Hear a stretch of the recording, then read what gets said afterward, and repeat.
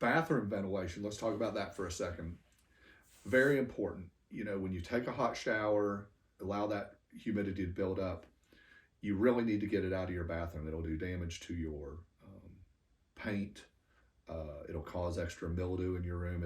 It'll cause mildew on your any towels and shower curtains, things like that. But it can cause some real harm. You need every bathroom should have some ventilation.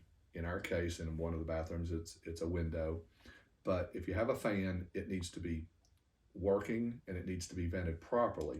You do not want to just exhaust that moist air into your attic space or a enclosed space. It needs to go all the way outside. I have seen some horrendous damage caused by people improperly venting exhaust fans. They see the exhaust fan in their bathroom, they think it works, and it effectively is, but it's causing damage up above their bathroom. So that is very important, should be checked out, and if you have a problem with it, you need to have it looked at. And our guys are really good at, diagnosing those problems, fixing them, and it can cause mold and things like that in your, mold, in your house. mildew. You can really destroy a home by dumping moist air into the wrong space. Kitchen ventilation, that's something you and I, Yep. I'm not as good about turning on the vents and the exhaust in the kitchen as I probably should be, but it makes a world of difference. It does, and you're talking about odors. I think the thing I think of is when you walk in the house and the first thing you can smell is what's cooking for dinner. You probably don't have a properly working or properly sized kitchen ventilation system.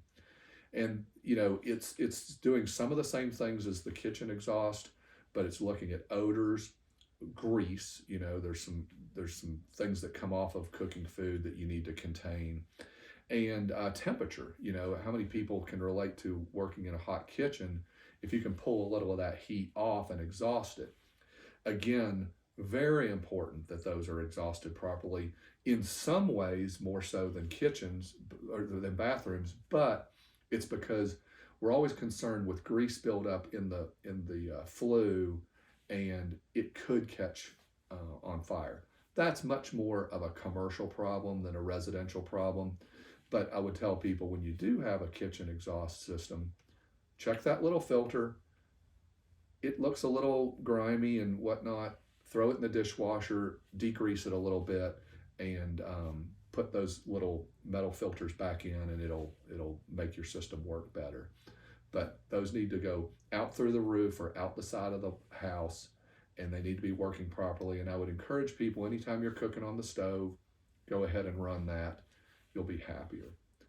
Our guys can help people to get that installed. Absolutely. We can help them install them and fix them and update them, because a lot of times those are fashion items too, and people, they don't like their old black or white hood and they want to put a new stainless steel one in. We can, help people upgrade their homes. And we've actually had, for different reasons, we've had two replaced, and mostly just because they were really, really old and just disgusting.